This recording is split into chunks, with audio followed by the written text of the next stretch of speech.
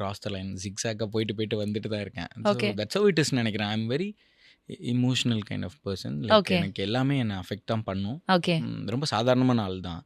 Because நான் பெருசாக என்னோட சர்க்கிளை பெருசு பண்ணிக்க மாட்டேன். என் சர்க்கிள் ரொம்ப சின்னது. அதுக்குள்ளே இருக்கிறவங்க மட்டும்தான் என்னை அஃபெக்ட் பண்ணுவாங்க. ஆனால் சூப்பராக அஃபெக்ட் பண்ணிவிடுவாங்க.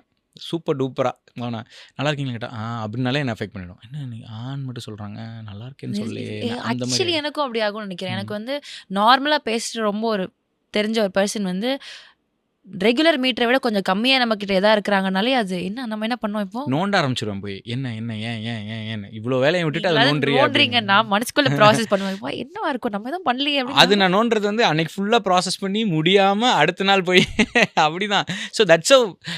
அப்புறம் நான் எனக்கு என்ன தோணுச்சுன்னா ஐ ட்ரை டு பி. நான் இந்த டைமுக்கு அப்புறமா எனக்கு என்ன தோணுன்னா, ஓகே நம்ம கொஞ்சம் கோல்டாக இருக்கலாம். ம் நம்ம வந்து இப்படி இருந்தால் தானே நம்ம வந்து வி பீன் பிட்ரேட்